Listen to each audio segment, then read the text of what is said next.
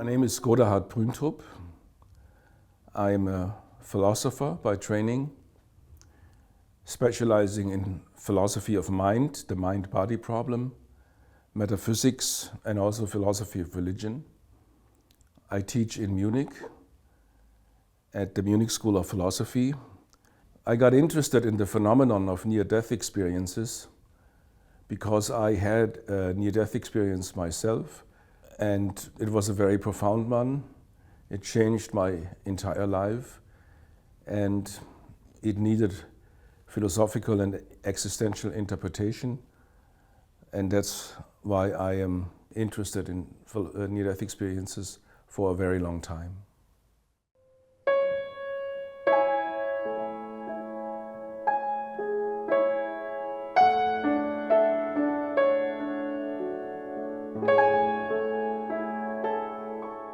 The question is whether there is a natural explanation within the confines of current science. And there's certainly some resemblance of certain drug-induced experiences with DMT and other drugs, like the feeling of unity with everything, the feeling of an all-encompassing love, even the tunnel experience. So certain elements of the near-death experience can be induced by drugs, but they cannot be reliably induced. In some people this happens, in others it doesn't. And overall, the drug-induced experiences are way more chaotic, have less of a meaning, like the life review. They seem to be semantically less coherent, more dreamlike. So there might be a connection, but it's a loose connection. So there is no full explanation. The main impediment for explanation are certain characteristics of the near-death experiences that cannot be explained within conventional science. For example, that the person who is undergoing a near-death experience sees or hears reliably and verifiably things that the person could not have experienced while having had a cardiac arrest a minute earlier, or because those events that they witnessed are not available to their sense organs. Maybe it's behind their head, maybe it's even in a different room. And these specific experiences, especially during the out-of-body experience, that can be reliably verified from the outside, for those, if they are really the case, we don't have a scientific explanation.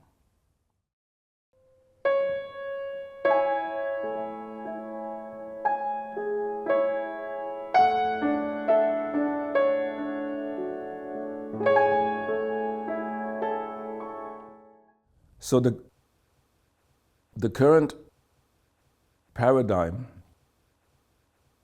says that in order to be conscious, you need certain activities at the highest level of the brain, the cortex, and there has to be synchronized activity over vast areas of the cortex and other deeper realms of the brain. Now it seems to be the case that some of the near-death experiences happened while those areas are less active because they had no oxygen or other nutrients for a while, or they might not even be measurably active, so the EEG is flat. If this is the case, it cannot be explained within the current paradigm. And there's two possible explanations for this in general. The first one is that the mind is really independent or can be independent of the brain and somehow leave the brain. This is somewhat dualistic explanation.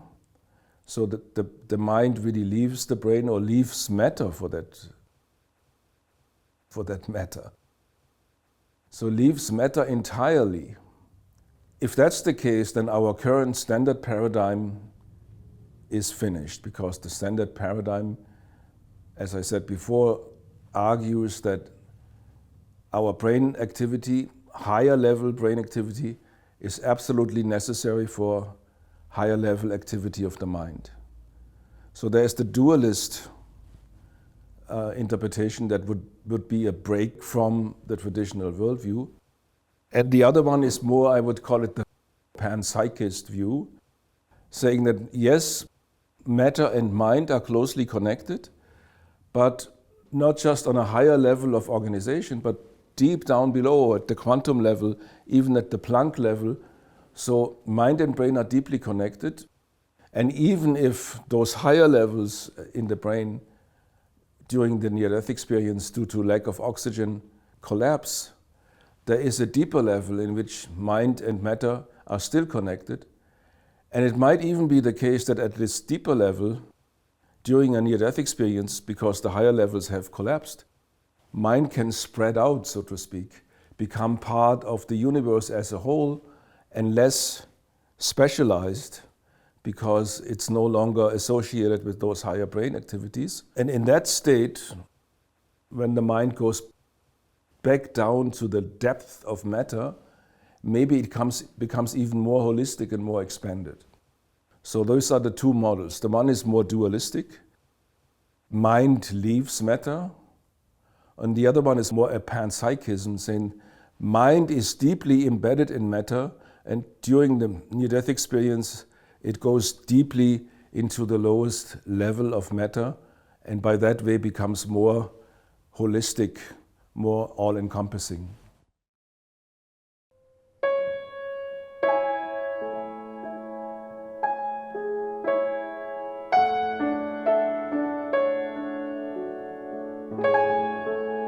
Well, there's a difference between the core of the experience and the interpretation. And since the experience is ineffable, that means we cannot really speak about it. It is beyond our words. People are almost frantically searching for words to express the experience. And often they use images, similes, metaphors from the culture they grew up in. So if someone grew up within a biblical culture, they might turn to the Bible to interpret the experience. And someone who lived in a Hindu environment would maybe turn to classical Hindu texts and imagery and metaphors to interpret the experience. So that's perfectly all right. Everybody has the right to make sense of their own experiences in their own peculiar way. But I still would say there is a difference between the raw experience, not yet interpreted, or at least as raw as possible as it can be expressed in language. For example, if somebody says, I have experienced overwhelming, all-encompassing, unconditional love, and never before in my life have I experienced a love like this. A Christian might call this God, and someone who has not a Christian background might give it another name, or a Hindu might call it a Krishna experience. But the phenomenal content in all of those cases was that of unconditional, all-encompassing, all-powerful, I'd almost say, love. But that's hard to express in words. Even I have a hard time now finding words for this. So we tend to say, well, I had an experience of God, because Christianity says God is love. But what I experienced was not that somebody says, hi, I'm God. He is God. How are you? I'm God. What they experienced was this powerful, unconditional love. And only later on they call it God. And I would claim that in real near-death experiences, there are many experiences close to death, deathbed visions and so on, but those are not near-death experiences. Near-death experiences are the ones with the tunnel experience, the life review, and passing over into a different realm. All of those have a common core, phenomenologically very similar, but then people express it in different terms using the culture they grew up in.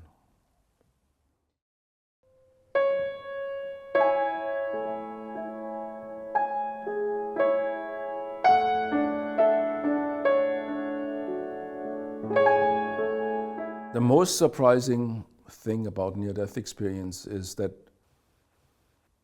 they change people lastingly and reliably.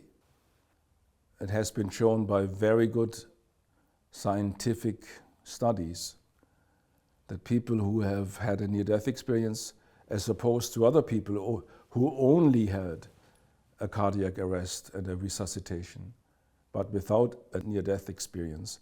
But people who had a full near-death experience, they change, and they change not only for a year, but for 10 years and for 20 years, and that change is not only durable and lasts, it seems to be growing deeper and deeper. It's a change about the priorities of life. So instead, the priority of fame, money, influence, the main priority becomes loving, caring relationship, to be related to other people in a loving, caring, forgiving way, and also to accumulate wisdom, not just useless knowledge about what certain celebrities do or whatever, but deeper insight into human nature, the nature of the universe. All of these things become important. And then people rearrange their lives accordingly, sometimes take on different jobs. Other things that change is, one that sticks out is people who have had a near-death experience lose the fear of death forever and profoundly. They usually become more spiritual and interested in the spiritual traditions, but they feel less confined to one particular dogmatic system. They see the commonality in all religions. That doesn't mean that they leave their own particular religion. They might even dive deeper in their own traditions, but they see that the other traditions are not alien or hostile, but that they're also seeking for the same knowledge of the divine. So it's a worldview of the mystic. I often say that the experiences are mystics, and like the mystics of different religious tradition, the Sufi mystic in Islam, a yogi mystic in Hinduism, a Christian mystic, they usually have an easy time talking to each other because they share a common experience. And something along those lines, something like this happens as a profound change in people with a near-death experience. Another thing that changes is that they become more empathetic. They have an easier time feeling what other people feel and feeling what their actions causes in other people.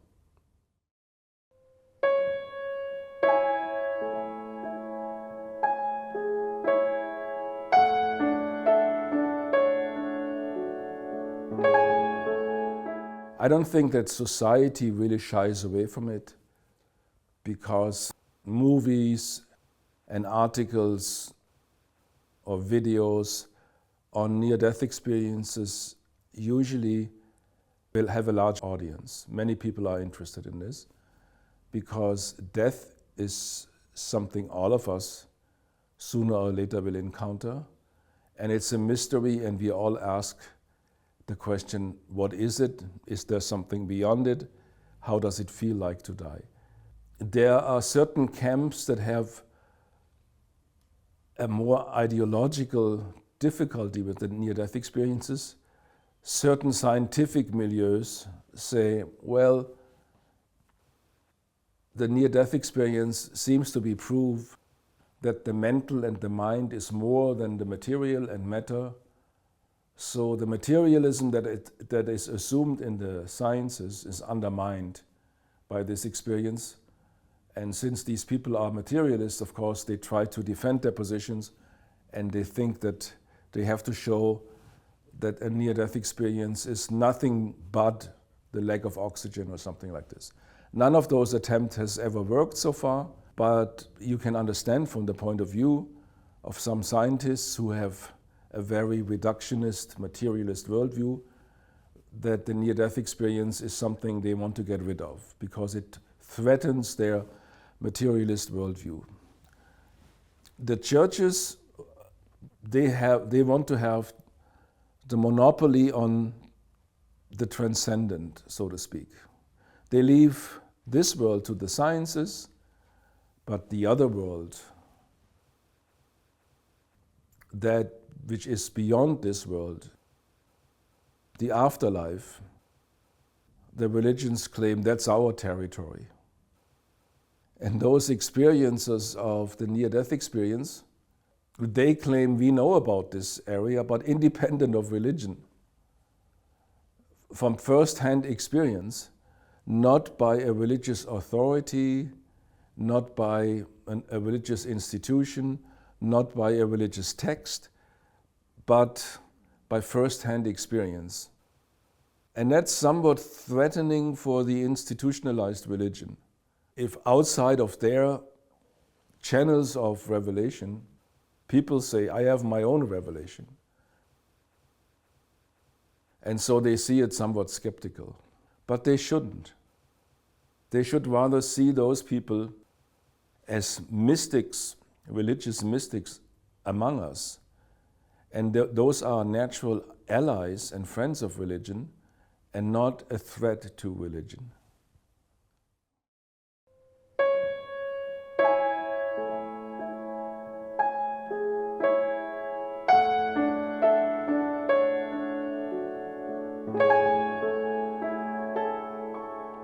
One of the surprising facts in my near-death experience is that I could observe things that were going on in the room at the same time, where for the others I was obviously unconscious and my pupils didn't react to light, and I needed to be resuscitated.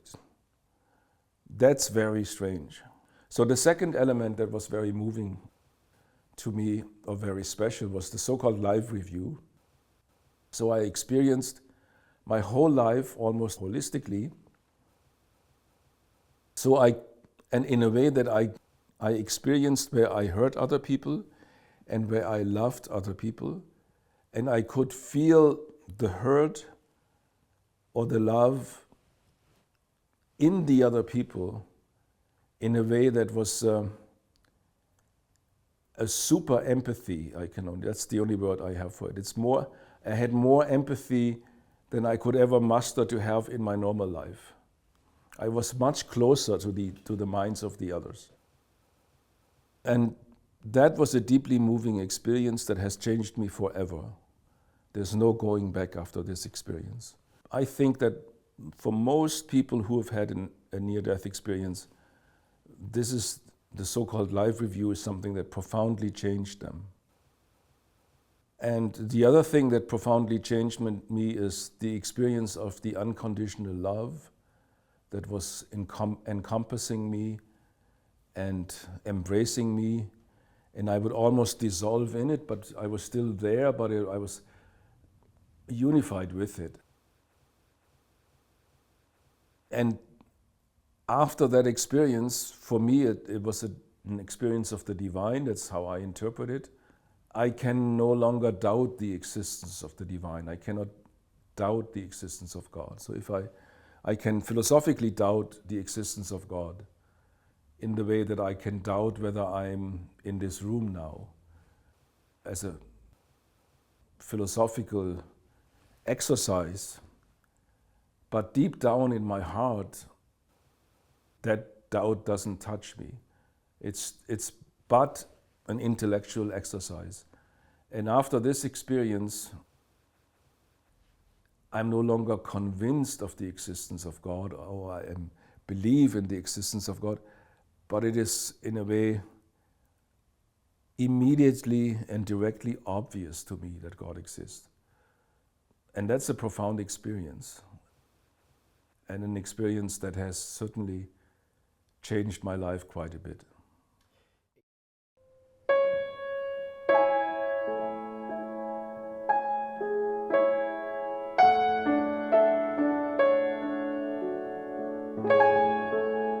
We're talking about the mystical experience of saints like Saint Ignatius, where he saw the Trinity or a presence of Christ. My answer to this is, there's a big class of mystical experiences, and typical religious mystical experiences that happen completely independently of near-death situations during prayer or during meditation. Those belong into the class of mystical experience, but then also near-death experience. It's just a special kind in this larger class of experiences. So I classify near-death experiences as mystical experiences, like other mystical experience religions talk about. But those that happen usually, in most cases, close to death or because of a cardiac arrest. So NDEs are just one particular class, one particular kind of mystical experiences. In that regard, I would say an experience like that of the saints is also a mystical experience, but it's usually different. They don't talk about the tunnel experience and the life review. That's not the typical content of the mystical experiences in religions. It's more like being part of an overwhelming energy field of love, for example, or to be unconditionally loved. And these elements also play a role in near-death experiences, but it's only one among other things, like the tunnel experience or the life review.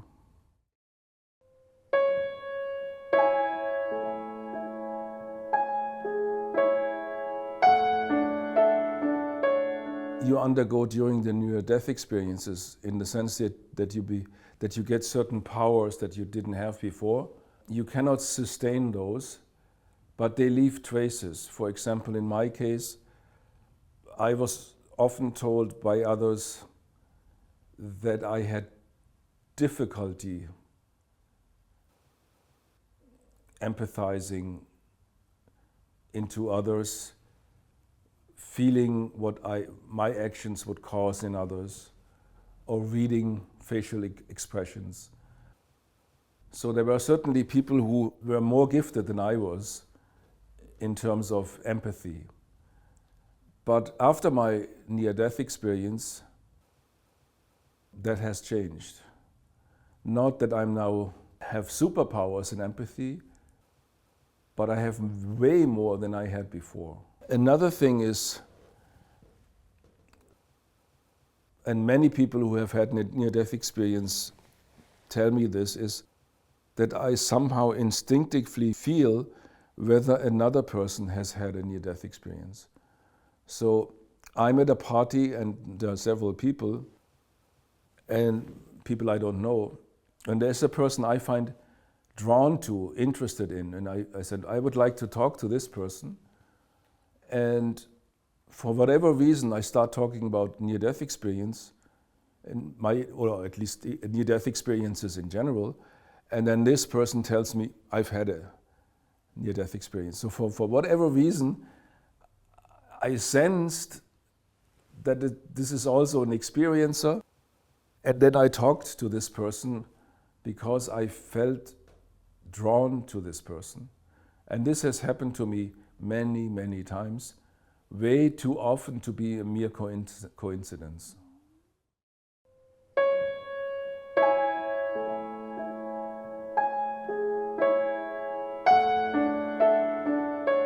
there is no clear philosophical interpretation of near-death experiences. There are dualistic ones, that the near-death experience is somewhat of an empirical proof that the mind is not identical to the body. And I would say this is going too far. There's no empirical proof yet for dualism. It could be something else, panpsychism or idealism. But what the near-death experiences certainly show us, it seems to me at least, that the mind cannot simply be reduced to average waking state brain function.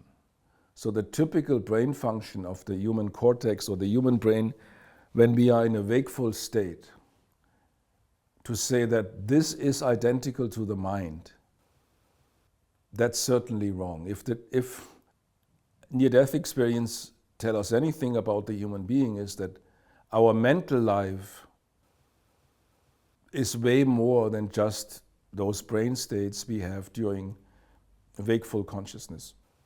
Our mental life goes way beyond this, and we have mental powers, mental capabilities that cannot be explained by current neuroscience. This doesn't mean that there is a Platonic or Cartesian soul. There could be other explanations for it, but it certainly tells us that we are a more spiritual, mind-endowed being than our current scientific worldview tells us.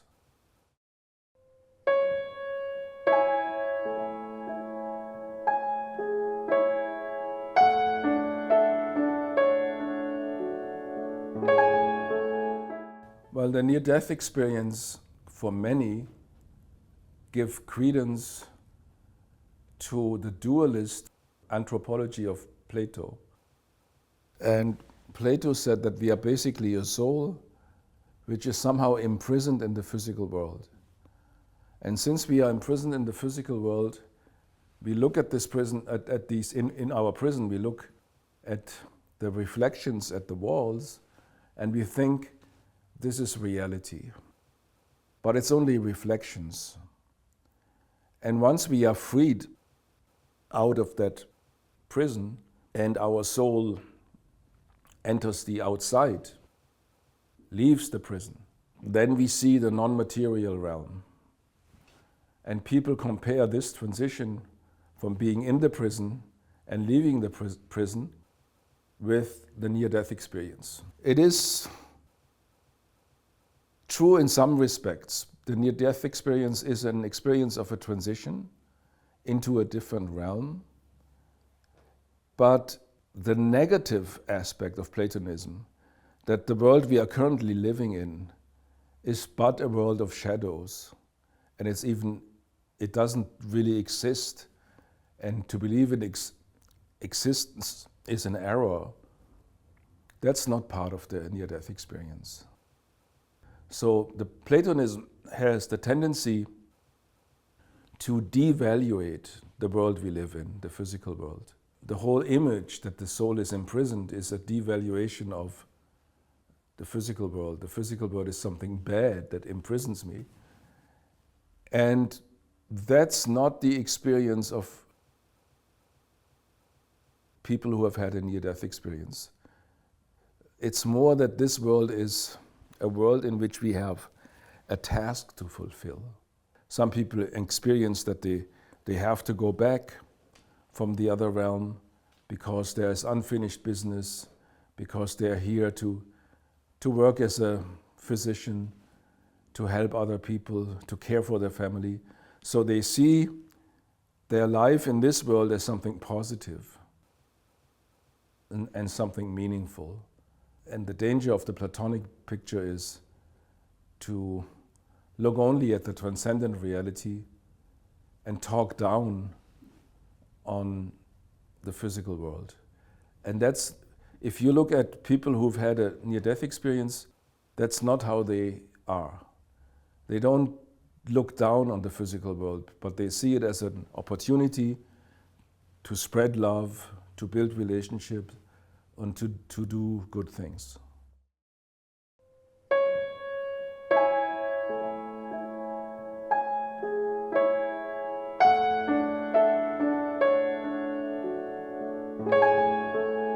I personally have never seen that he talked. He was open to, as everybody knows, to non-sensual experience. But in Whitehead's system, we can experience not only with our sense organs, but each actual entity experiences its environment, and the actual entity has no sense organs. It might be a tiny one in a subatomic particle, or in an atomic particle. So there is experience without sense organs. So in a Whiteheadian world, he would not be surprised that I can experience this entire room visually, even though my eyes are covered. Because experience without sense organs is no problem in Whitehead's metaphysics. So Whitehead's metaphysics is a pretty good match for near-death experiences. It could explain near-death experience to a certain extent, but he personally never talked. I think he talked about psychic phenomena, so that, I don't know exactly which ones, but so like things that a mother knows when her son dies in battle, for example. He talked about experiences like this, but I don't think he ever talked about near-death experiences. Well, from a Whiteheadian point of view, near-death experiences don't come as a surprise, because experience is not tied to sense organs. But everything that is experiences, that we could still experience something even though our sense organs don't work anymore because they are covered, or certain brain areas don't work anymore, that we need for functioning sense perception. For Whitehead, we could still have perceptions without those sense organs. That's the first thing. And the second thing is that for Whitehead, mentality is holistic. So mentally, everything is connected in the universe, and mentality is somehow primitive. So what he calls pan-experientialism. So that I, for example, in an out-of-body experience, could experience things to which I'm not directly connected with my sense organs, would not come as a surprise to Whitehead. So in that respect, Whiteheadian philosophy is less challenged by near-death experiences than materialist philosophy. For materialist philosophers, these extra-sensual perceptions are a mystery. For Whitehead, they are almost to be expected.